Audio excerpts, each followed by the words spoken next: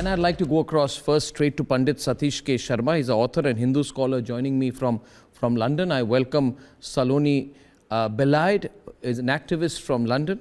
And I have with us Elizabeth Braw, who's a senior fellow at the American Enterprise Institute. She's joining us from Washington. And we'll have one of those who were the organizers of the protests outside the Guardian office.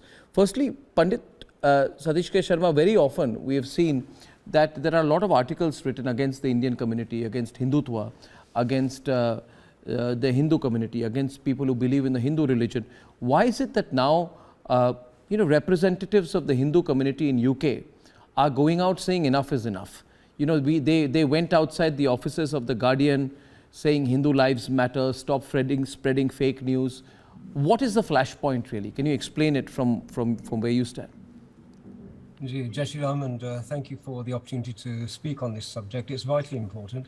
For the first time on the streets of Britain, we have seen feral hatred expressed in a manner that it's never been seen for such a long time.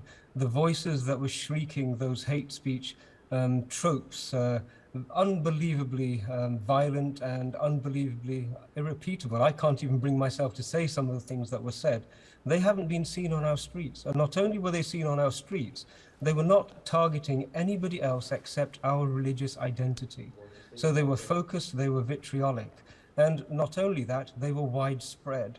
And so this is really what's brought it to the attention of every member of our Hindu community. We were actually just adjusting to this reality that there is a group of people in this country who hate us so much. And the only reason that they've given is some sort of tenuous straw man identity that they have now created and are wanting to proliferate it. Those two were really shocking factors. But the third factor, which really struck us as a surprise, was the degree to which the mainstream media suddenly took fake news, and actually fake news which was intended to incite violence, and proliferated it. The Guardian and the BBC, as far as my understanding is concerned and analysis is concerned, they incited violence even further. They became part of the social media rhetoric, and that's entirely unacceptable. They have always chosen to occupy the moral high ground and be able to present themselves as the arbiters of what is balanced and what is fair, and yet their printed versions, their online presentations have now brought all of that into question. And it was to such a degree, it created such a threat against the community that the community has felt that it now needs to call them out. And this is just the beginning. The Guardian, I know, has been, shall we say, the target for these peaceful protests, but similar exercises are being now prepared for the BBC, and we are going to raise this BBC issue in every forum that we possibly can. In fact, I would really recommend that the Indian government review the manner in which Hindus, Indian origin people, were actually targeted by the BBC, and seriously consider whether they should be allowed to broadcast in India. I know that Republic TV had some issues when they sought to broadcast in the United Kingdom. Perhaps we need to apply the same standard to the BBC in India at this point. Well, I can just say this, that, this bias is so obvious.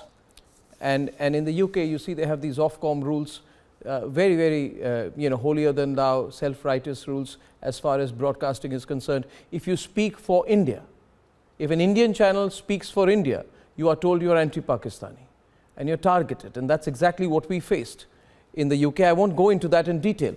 But I'm curious to know, I'm joined by Nitin Mehta right now, who's one of the organizers of the protests. Nitin, I have spent a lot of time in the UK myself. I've been educated there, both at Oxford and at Cambridge. And I, having spent some time in the UK, have always felt that while there's been a bias against India, right, and against a lot of things, and there's been apparent Hinduphobia, people have sort of taken it for granted and not complained much about it. But today was different. Today there was this sentiment of enough is enough, and that too much stereotyping of the Hindu community is happening. Can you tell us the background of it? Also, Pandit Satish Sharma says now there'll be protests against the BBC as well. Is this going to become more frequent? Yes, it will. But let's be very clear that there are sections of British society that are not against us. We have to be very clear about this. The ordinary English men and women, they have no issues with us. They respect us. They know that we are a law-abiding, hard-working community. The issues we have is with, I'm sorry to say, Indian left-wing academics who are employed by people like Cambridge and Oxford and even Leicester University. I mean, one of those professors has said really, really nasty things about the Leicester event, and he's an Indian origin academic. And the second is the left-wing media, the likes of The Guardian. They have really sort of gone scot-free, and they just imagine that they can do anything and write anything and get away with it. And funnily enough, the correspondents are seated in Delhi. And I quite often think that if it was China or any other country, they would have been sent back home straight away. It is the democracy of India and the freedom of India, the tolerance of India, that allows these people to make this kind of statements sitting in Delhi. If they were, even 10% of truth in the stories, we would say, okay, they are professional journalists. But these people twist the stories, and they really are demonizing the Hindu community. What's going to happen on the ground is that people will eventually, take it out on us. And this is where they stand guilty of this whole thing. The other thing is that we in London don't think that there's a Hindu phobia. And we really don't like that word. Phobia means that you are victims. And we would like to say, as a Hindu community, we are not victims. We are there to stand for our rights, and we'll fight for our rights. The phobia word has been used so badly in this country by the other communities that it is really, really, it become not really well recognized, and it's become a laughing stock. I feel, and I don't know, yeah, Saloni, but I feel it cannot be accidental. It cannot be because of lack of awareness. It's deliberate. If you are saying that Jai Shri Ram is a Hindu chant which is appropriated by extremists in India. Today when Pandit Satish Sharma ji started his program, he said Jai Shri Ram Arnab to me. Is he a terrorist? Is Pandit Satish Sharma a terrorist? Am I a terrorist to respond equally? When you say Jai Shri Ram is an anti-Muslim Hindu chant, then you are putting a very one-sided narrative, and I don't think this is accidental, because the people who are writing it know that it's not. But they know it is their duty to project it that way. What do you think, Saloni? Is it accidental? Jai Shri Ram, Jai Shri Krishna. Jai Shri Ram. It is certainly not a terrorist chant. I'm not a terrorist.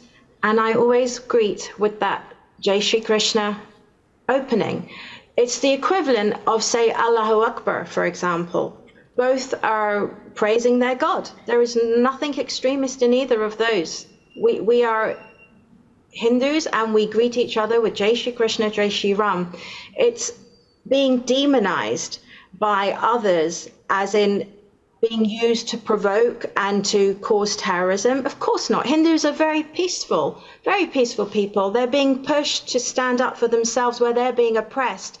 And to touch on what Nitinji and Panditji have said, that the press here in the UK are so anti-India, anti-Hindu, the Hindu-phobic narrative. I was honoured to attend the protest today that Nitinji and the other organisers had arranged to support them, to support the cause, to support the principle, because The Guardian, BBC, Observer, there are many others that could be named and shamed, have come with this terrible rhetoric of completely demonizing Hindus, and they are always getting away with it unchallenged. And today we were able to show our faces in a good number of people turned up to protest against that. They've had enough of this demonization of fake news, of journalists that are really propagandists. They are faking the news and pushing Hindus to be something that they're not.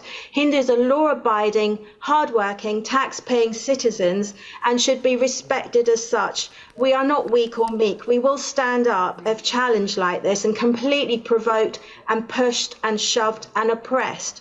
We are the victims here. Yeah, you know, the Western media bias is there. I'd like, Elizabeth, your take on this. You've seen this, you've lived in London, you know. Is this bias, can it be denied? Is there no anti-Hindu agenda, anti-India agenda? Why was there not enough Western media coverage on the temple which was vandalized in Leicester in which a saffron flag was ripped off and removed from a pole? Why was the Western media coverage on the Hindu temple being thronged by mobs, more than 200, 300 strong mobs, gathering outside the Durga temple in Birmingham, chanting, intimidating the worshippers? Why was that why was that not front page news? Why was that not a headline item? Why was that not discussed intensely as a classic example of intolerance in the United Kingdom, which is a challenge to the British way of life itself? It is, and I think it is a question of the squeaky wheel gets the grease. So Indians in the UK are a phenomenal success story. I still live in the UK part-time after 13 years of living there full-time, and it is really remarkable to see the role that Indians play in the UK, and their success has happened quietly. They don't make as all your guests know here, they don't make a big deal of or big fuss of anything they do. They just succeed. But the problem is if you're not the squeaky wheel, you don't get the grease. And I think maybe that's what's happening here. And we should also remember that a number of the perpetrator of this violence traveled to Leicester from other parts of the UK. So it wasn't even so much, it is not even so much an issue of Leicester being a trouble spot. It's that people who are intent on committing violence have traveled there to commit violence. And then there is the other thing, which is what one of the other guests mentioned, the role of disinformation. Some of these perpetrators of the violence have been fueled up by misinformation, by disinformation, and really disinformation is the poison of our age. It clearly does no good to any society to have people act on incorrect information, and this is where we are at the moment. And it's a tragedy. It's a tragedy for the people in Leicester, and it's a tragedy for the UK, especially considering what an incredible role Hindus and other Indians play in the UK as a society, including its success as in all kinds of areas, from the economy to science. Panditji wants to say something. Panditji, I think there should be some pushback. And I think what we saw outside the Guardian office today was pushback. There needs to be some serious pushback, intellectually argued, well presented, so that there's a greater share of voice for people like you. It's going to happen, and in fact, some things have already happened. I know that the Home Office here has lodged a complaint with the BBC and instructed them to establish exactly what the facts were on the ground, and on what basis did they put forward this notion of right-wing fascist Hindutva BJP strawmanism. So these are being taken up at the highest level. But there was one thing I wanted to really emphasize, and that was, for the first time, there was a huge amount of support from the Indian news media space, from the Indian Twitter space, and from the Indian portals who are now being able to monitor everything. 200,000 tweets, I think, came out in a very short space of time. Yes. In the past, what's happened is the opposition with their network have had the volume. They've been able to drown out anything anybody wanted to say from our perspective. But this time, the support from Bharat itself was wonderful. And I'd just like to give a shout out of thanks to everybody who participated in this. So it's really appreciated. Well, thank you very much. It's a privilege to do that. And I want to give Nitin wants to add something there. Yes, Nitinji. Yeah. The other issue is that the whole idea is that they keep talking about is that India is intolerant. So this time we have smashed that idea. In the letter that I've given to the editor of the Guardian today, we are saying that India actually has tens of thousands of persecuted people living in happily there, from the Zoroastrians to the Baha'is to the Tibetan Buddhists to the Jewish people. So don't teach us about tolerance. I'm with you in that, Nitin. I'm with you in that, Nitin. But can I say one thing in conclusion? One thing in conclusion. You see, UK and India are going to most probably sign a free trade agreement very soon. Two countries, the two economies, the two countries will come closer together. Our economy is bigger than the British, but there's a lot to gain by working closer together. It is important, however, for us, Nitinji, I'll tell you this, Republic Network is one of India's biggest news networks. We need to stop looking for space in small newspapers like The Guardian. I mean, if you look at the scale of a Republic Network and the scale of a Guardian or Spectator, there's no comparison. So what I'm trying to say is, I am a great believer we can have our own global operations from India. So when Republic opens its global operations, we'll have a base in London, but we should stop looking for 2 column-inch spaces in the Guardian's page number 3. We can have our own narrative, so let's work together for that. And let's hope that this doesn't become a wrinkle in Indo-British relations. I'm sure it won't. I thank you very much for joining me. Thank you very much indeed. Thank you, sir.